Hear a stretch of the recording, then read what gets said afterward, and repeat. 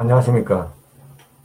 제18대 선거무효 소송인단 공동대표 한성천입니다. 오늘 라이브 방송을 시작하겠습니다. 안녕하십니까. 18대 대선 선거무효 소송인단 대의원 정진빈이고 주권당 대표 정진빈입니다. 예, 안녕하세요. 최아래님 반갑습니다. 예, 오늘의 제목은 2012년 12월 19일 119 개표 부정 해결책에 대해서 방송을 하겠습니다. 임창식, 신은미님, 양경식님 고맙습니다. 안녕하세요.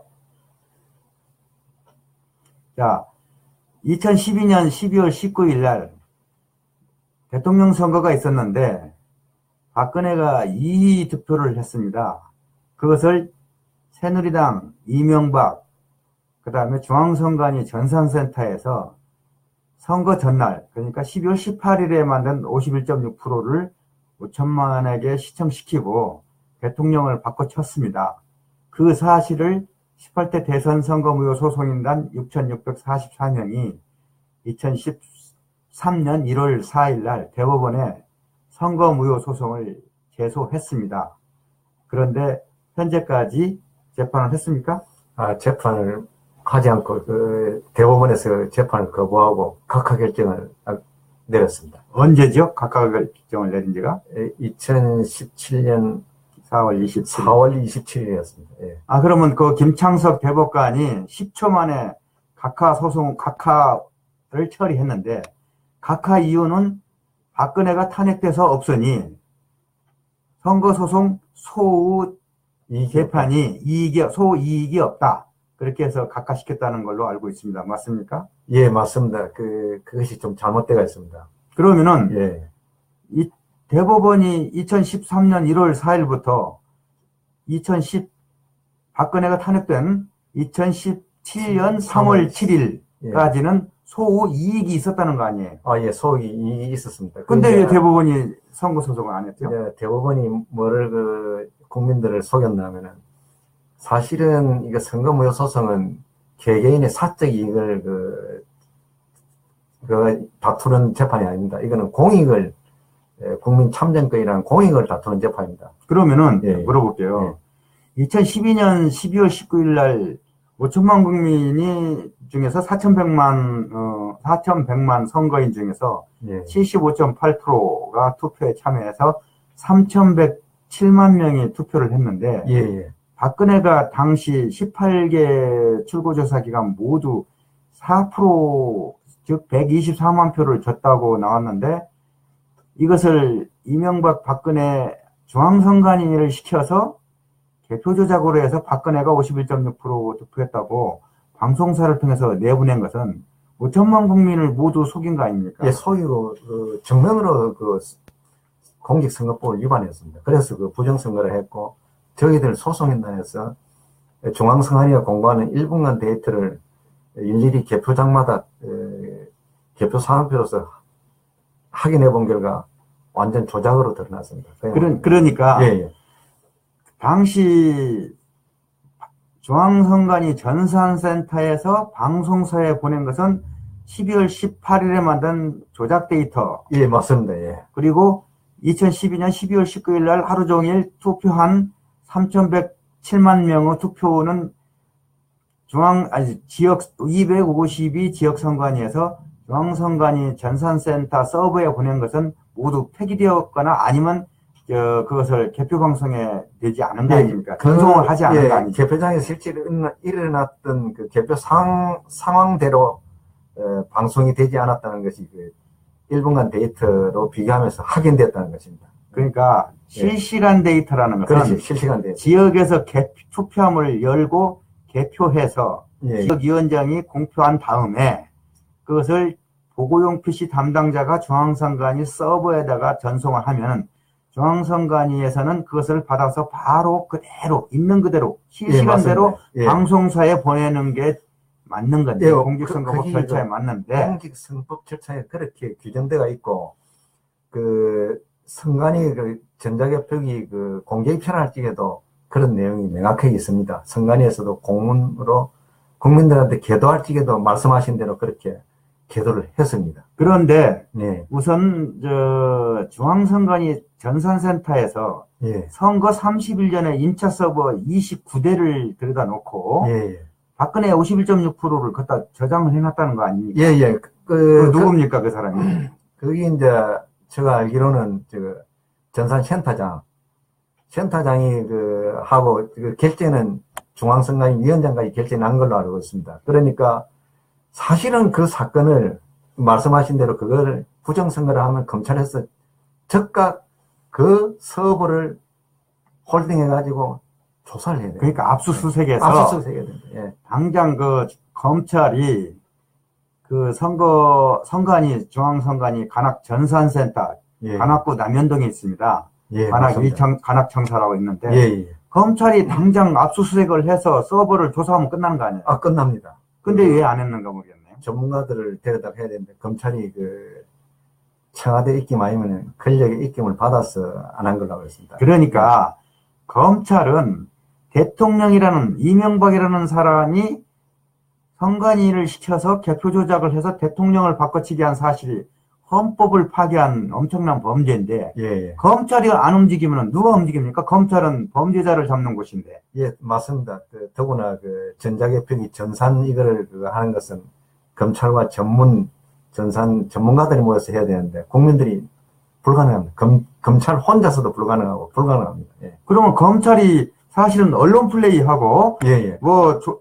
조중동이건 KBS건 예, 예. 언론에다가 계속 적어도 10명 정도 서울중앙지검 공안부 검사들이 예, 예. 급습을 해서 중앙선관위를 압수수색하고 예. 계속 언론 플레이하면 끝나는 거 아니에요? 아, 끝나죠.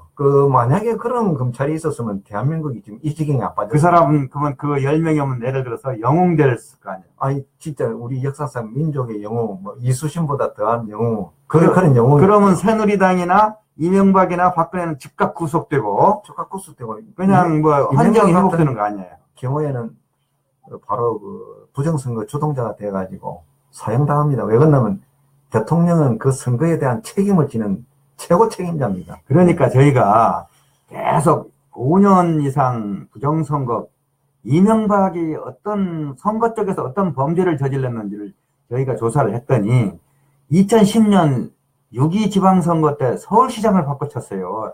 강남 3구하고 강동구하고 용산구 지역선관위에서 밤 12시까지 개표기를 돌리지 않고 있다가 한 명씩이 나머지 구는 모두 한 명씩 이기는 것을 그거 개표 조작을 전산 개표기를 가지고 조작을 해서 오세훈 2%로 만든 것이 있고 그 다음에 2011년 5월 25일자로 서울시 전산 공무원이었던 박혁진 6급자리를 중앙선관위 전산센터장 4급자리로 낙하산 임명한 시점이 2012년 4월 4.11 총선 1년 전에 갖다 낙하산으로 심어놨더라고요.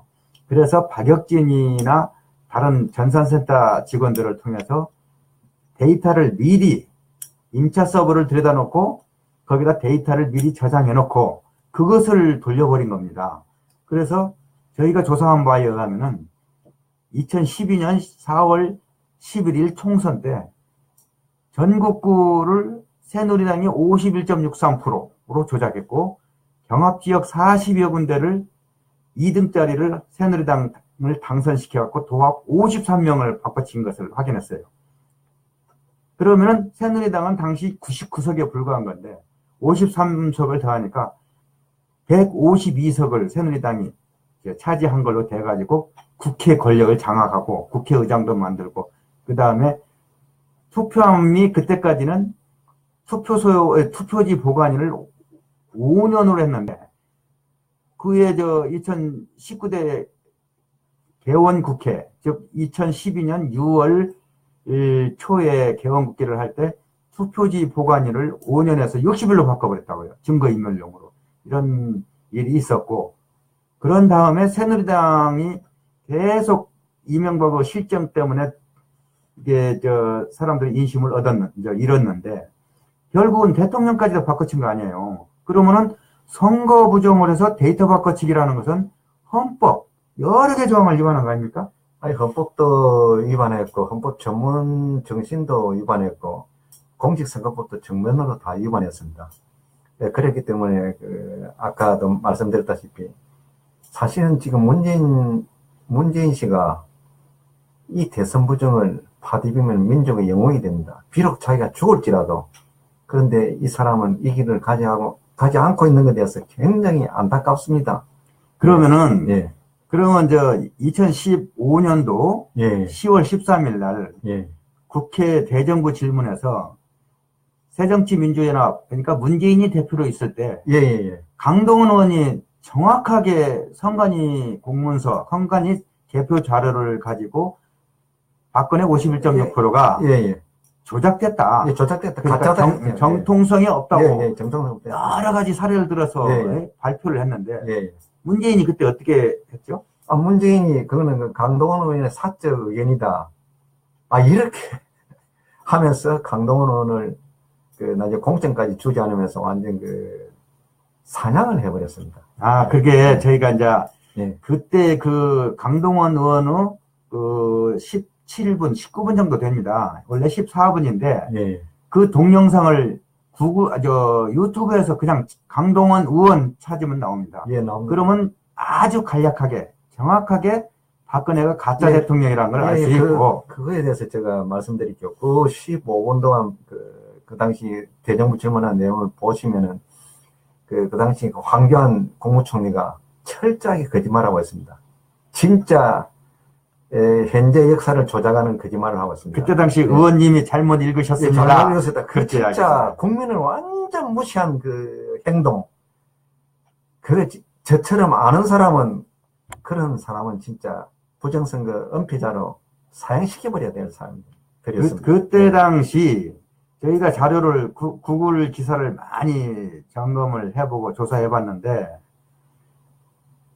강동원 의원이 박근혜가 정통성 없다, 선관위 개표 조작으로 정통성 없다 하니까 새누리당이 이것은 국기 문제다, 문재인 대표 책임져라 하고 데모를 하고 난리를 쳤는데 문재인이 재빨리 당 부대변인 2명을 시켜서 강동원 개인 의견이지 당 의견은 아니다.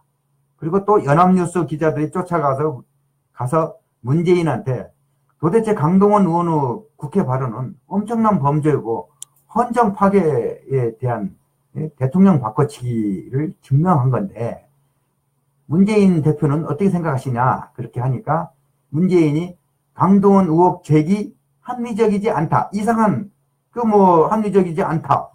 이상한 법적인 답변을 했습니다. 예, 애매모호하게. 그때 그런 답변했는데 문재인은 양심 없는 사람입니다. 왜 그러냐 하면은 제가 대선 부정을 폭로하고 백서를 만들고 나서 저를 막무가내 박근혜 정부가 구속을 시켰습니다. 그리고 2015년 3월 25일 날 출소하고 나서 얼마 있다가 문재인을 만났습니다. 그 전에 구속되기 전에 문재인을 만났습니다. 만나가지고 신상철 씨하고 저하고 춘봉 씨하고 같이 만나서 백서 내용을 전달하면서 부정선거가 명확하게 나왔다. 증거 없다는 소리 하지 마시고 지금부터 투쟁하세요 하고 투쟁한다고 했습니다. 투쟁한다고 한 사람이 2016년 10월 13일 날 강동원 발언에 대해서 그렇게 한다는 것은 문재인은 그러니까 2015년 10월 13일 진짜 날 나쁜 사람입니다. 강동원 의원이 박근혜가 선관위 개표 조작으로 정통성 없다, 즉 가짜라고 하니까 문재인이 재빨리 이틀 후에 행자위를 강동원 의원을 행자위에서 빼버렸더라고요. 예. 행자위가 선관위를 담당하는 국회의원입니다. 예, 문재인은 그런 행동에 대해서 지금 이 방송을 보면은 인간이라는 양심의 가책을 느끼고 이거에 대해서 해석을 답신을 해야 됩니다. 문재인이 왜 2012년 12월 19일 개표 부정, 데이터 바꿔치기 개표 부정을 왜 승복하고 여태까지 대부분의 선거소송인 것을 밝히지 않고 있죠?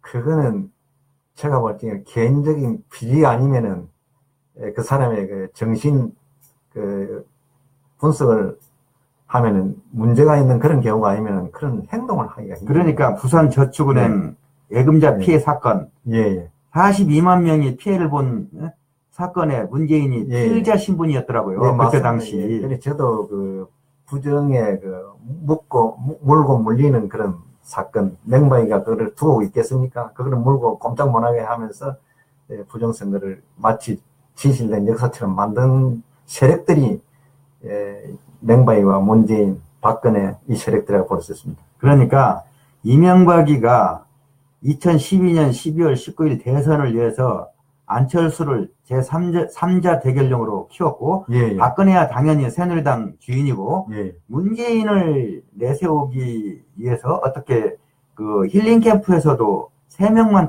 출연하게 하고, 그래서 3명으로 고정시켜 놨는데, 예, 예. 결국은 문재인이 그 이명박 개표 부정에 대해서 승복하고, 그 다음에 선거인들이 한영수 대표나 김필현 대표가 6,644명이 선거무효 소송을 제소했는데 2012년 12월 예. 1월 3일, 4일 날. 예, 예, 그렇습니다. 거기에 대해서 문재인이 계속 입을 다물고 있는 이유가 있을 거 아니에요. 예, 그 이유가 아까 이야기 안 했습니까? 자기의 치명적인 약점이 있어가지고 상대 경쟁 권력자의 코가 걸려가지고 말 못하는 사정, 그런 거 아니면은 자기가 경쟁자인데 또 부정선거 투쟁해가 대통령이 되면은 역사를 창조하는 사람이 되는데. 자, 그러면은 당시 이명박 대통령이라는 사람이 검찰에다가 문재인 피의자를, 부산저축은행 예금자 피해 사건 피의자를 빨리 구형을 재판에 넘기고 공소장을 써가지고 재판부에서 판결을 내가서 바로 유죄 판결을 내리고, 예, 예. 그리고 또 고등법원, 대법원을 빨리빨리 거쳐가지고 유죄 판결을 해서 확정시켜버리면은 문재인이 당선인도 취소되고 대통령도 바로 취소되는 거 아니에요? 아, 취소됩니다. 확정범이기 때문에. 예, 예, 그렇습니다. 그게 무서워서 문재인이 예. 당선 소송을 거절한 것 같아요. 제가 볼 예, 때는. 문재인이 진짜 알 수 없는 행동, 그리고 우리 소송인단은 엄청난 충격을 받았습니다. 사실은 헌법 질서를 무너뜨리고 공직선거 질서를 완전히 무너뜨린 범죄인데, 이거를 부정선거를 타도해야 된다고 갔더니 인정해줬다. 그러니까 예. 제가 볼 때는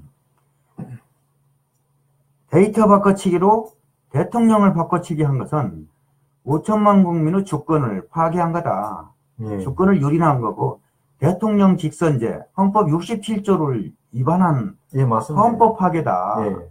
이것을 여당, 야당이 다 알 건데, 다 알고 있습니다. 모르고 그리고 있습니다. 대법원에 선거소송을 제소한 것도 알고 있는데, 예, 예. 왜 헌정이 무너진 상태를 여태까지 모르쇠 하고 있고, 또 박근혜를 가짜를 또 탄핵을 시켜가지고 5구 대선을 치러서 문재인이 재빨리 밥상에 숟가락 올려놓고 예, 지금 예. 대통령 행사를 하고 있는 거 예, 아니에요? 예. 그래서 제가 그것은 촛불의 쿠데타 사건이었다. 예, 문재인은 쿠데타로 된 대통령이기 때문에 불법이다. 그래서 선거법으로 봐도 자격이 없는 불법을 드러났고, 그리고 그 경선 자체가 완전 부정이었습니다. 그러니까 저희가 18대 대선 선거무효 소송인단이 법적 지치를 했습니다. 예, 예. 첫 번째, 선거소송이 18대 대선이 예, 개표 조작이다. 정확한 증거를 갖고, 조작 증거를 댔고, 그 다음에 예. 선거법 위반을 여러 개 조항을 위반했다. 그래서 예. 선거무효다라고 대법원에 선거무효 소송을 제소했더니, 대법원에서 그 소송문을 보고 깜짝 놀래가지고 재판을 열 경우 무조건 선거무효 판결을 내릴 수밖에 없기 때문에 대법원이 선거소송을 재판하지 않은 거 아닙니까? 맞습니다. 할 수가 없었습니다. 그 증거가 전부 선관위의 시행공문, 법과 절차에 의한 시행공문으로 입증이 되었습니다. 그리고 법원의 결정문으로 입증되기 때문에 그것은 결론은 다 나와 있었습니다. 선거소장을 넣는 동시에. 그리고 대선 부정, 선거 개표 부정만 넣은 것이 아니고 국정원의 개입, 사회부 사령부의 개입, NLL 허위사실 유포로 선거운동을 한 거, 윤정원 목사와 윤정원 목사의 유사 선거 사무실 운영, SNS 사용 불법 행위, 이런 게 다 넣었습니다. 다 넣은 상태인데 사실상 지금 그 증거가 다 나와버렸습니다. 넣었는데 사실상 부정선거였습니다. 그거를 대법원에서 그 판결을 하지 않았습니다. 지금 판결 안 해도 좋습니다. 국민 여러분들이 그대로 들고 일어나가지고 제2의 4.19를 완성하면 해도 아무 이상이 없습니다. 네, 그때 저희가 법적 조치 중에서 대법관이 선거 무효 소송을 180일 이내, 즉 2013년 7월 4일 이내에 반드시 선거 무효 소송을 재판해야 되는데 안 해가지고 저희 소송인단에서는 2015년 2월 5일자로 대법관들을 직무유기로 재판하지 않은 선거소송 재판하지 않는 직무유기로 형사고발을 했거든요. 그래갖고 현재 고등검찰까지 올라가 있는 상태입니다. 검찰이 또 수사를 안 해요. 이런 나라가 어디 있습니까? 제가 참 기가 막히는 꼴만 당해가지고 많은 국민들한테 이 사실을 이야기하면은 저보고 거짓말을 한답니다. 그리고 그리고 김우영 목사, 소송인단 김우영 목사가 2014년 12월 19일 그때가 이제 대통령 선거 그 2년 후입니다. 예. 그때 선관위 사무총장 문상구인가 누군가 모르겠는데 예. 전산센터장 그다음에 박혁진들을 선거법 위반으로 형사고발을 했는데 예. 이것을 공소시효 지났다고 무혐의 처리를 해버리더라고요. 검찰에서. 기가 막히죠. 그리고 네 번째, 김우영 목사하고 김현승 씨가 136개 지역선관위에 있는 개표 상황들을 모두 점검을 해가지고 개표 조작 사실을 확인한 다음에 지역 검찰에다가 형사고발했어요. 그런데 모두 다 각하 처리했어요. 각하 처리. 이거는 그 검찰이 그 사실 수사를 거부했습니다. 이 검찰은 언젠가 역사적인 평가를 받아야 되고 검찰 조직 자체를 해체해서 다시 구성해야 되는 역사적인 그 당위에 놓였습니다. 그러니까 저희가 선거무효 소송을 제소했고 대법관을 형사고발했고 그 다음에 선관위의 공무원들, 개표조작 공무원들을 형사고발했고 136 지역선관위원장하고 사무국장을 형사고발했는데 모두 다 각하 처리 내지는 선거소송을 안 하거나 그 다음에 수사 안 하거나 이게 사정기관, 사법기관이 우리나라 현실입니다. 이것을 5천만 국민이 반드시 알아야 된다는 이야기죠. 반드시 알아야 됩니다. 이거는 그 국민들의 권리를 그 정치적인 참여권을 완전히 목살시켜버린 사건입니다. 네, 그리고 저희가 언론에 계속 제보를 했습니다. KBS, SBS, MBC, JTBC, TV조선, 뉴스타파, 뉴스공장, 한겨레, 경향신문 등에다 거의 2014년부터 계속 한 1년여 부정선거, 개표조작 증거를 가지고 제보를 했는데 어느 한 곳도 보도를 하지 않았습니다. 그리고 김우영 목사 같은 경우는 한겨레신문에 60건, 도둑맞은 주권 60건을 갖다 주고 보도 좀 해달라. 그래도 안 하더라고요. 세계일보도 대법원 문제로 어떤 언론에 회자됐을 때 세계일보도 만나가지고 부정선거 그 증거 자료를 도둑맞은 주권 책자를 갖다 줬는데도 보도를 못합니다. 왜 그런지 나라 헌법이 무너지고 대통령이 바꿔침이가 있었는데도 언론이 침묵하는지 난 이유를 모르겠네요. 언론이 침묵한 거는 보니까 저희들도 뭐 심지어 조정동까지 다 갔습니다. 가서 이게 부정선거가 안 된다. 이걸 언론에서 막지 않으면 나라 망한다고 이렇게 하니까 이게 너무 큰 사건이라서 그 사장의 결재를 받아야 된다 해가지고 사장의 결재가 났는데 전부 다 똑같습니다. 뭐 한겨레, 경향도 마찬가지입니다. 우리 회사 망한다. 부정선거 투쟁하다 보면 회사 망해가지고 결국은 회사를 살려도 우리한테 이익이 없다는다. 그런데 만약에 어떤 예를 들어서 JTBC가 세월호를 그래도 제법 정확하게 보도함으로써 뉴스가 국민들이 JTBC 뉴스를 보고 그러니까 광고도 몰리고 JTBC가 돈방석에 앉았거든요. 광고가 맞습니다. 그쪽으로 몰려서. 맞습니다. 그래서 이것을 뉴스 산업이라고도 합니다. 어떤 언론이건 간에 18대 대선 선거 무효 소송과 그 다음에 대통령 바꿔치기가 있었다고 그것을 심층 보도를 한 일주일 내지 한 달 한다면은 한 달 하면 그 뉴스나 그 언론은 크게 성장할 겁니다. 국민 언론이 될 거고. 국민 언론 되고 완전히 전 세계적으로 알려져 가지고 제가 볼 때는 한 100년 이상한 그 영화를 누릴 수 있는 언론이 될 수가 있죠. 예. 정부에서 아마 대기업을 통해서 광고를 몰아줘가지고 입을 다물게 하는 것 같아요. 예, 그런 점이 아주 많습니다. 한겨레나 경향 그 뒷면을 보면은 2천에서 3천만 원짜리 광고를 매일 게재해 줍니다. 기업이 돌아가면서. 예, 그거 맞습니다. 다 정부에서 기업을 통해서 광고료를 광고를 하게 하고 예, 대신에 법인세를 깎아주는 것 같아요. 법인세 예. 실질적으로 삼성도 15%도 안 받는다고 하더라고요. 24% 중에서. 23% 법인세 중에서. 이런 나라가 대한민국입니다, 현재. 사실은 국민들 세금은 허리가 빠지도록 세금을 내고 그 정치인들하고 언론들하고 서로 카르텔이 형성돼서 국민의 그 피를 빨아먹고 있다고 볼 수 있습니다. 그러니까 저희가 여러분들이 아무리 소득이 뭐 100만 원, 월 100만 원, 뭐 50만 원, 150만 원 받는 사람도 먹고 살라고 움직이면은 교통비 내고 먹어야 되고 음식점에 가면은 간접세를 내는 것이 예를 들어서 400조 원 국가 예산이면은 60%를 간접세로 우리가 부담합니다. 그것이 240조 원 이상을 없는 사람도 다 부담을 하는데 그런 부분을 불법 가짜 권력들이 공무원들 100만 명하고 같이 예산을 집행하는 거죠. 이것은 엄청난 범죄고 이건 헌정을 계속 파괴하고 있는 중입니다. 제가 볼 때. 예, 국민의 자존심을 너무 건드리는 사건이었습니다. 그런데 정치인들이 자기가 죽기를 하고 국민을 위해서 세울 생각은 하지 않고 국민을 더 눈을 가리고 귀를 가리는 이런 역할을 하기 때문에 저희들이 이 라이브 방송을 계속 하고 있는 것입니다. 그 취지를 알아주시고 그리고 제2부에서는 왜 이거를 어떻게 우리가 해결해야 되는가 중요한 부분이 있습니다.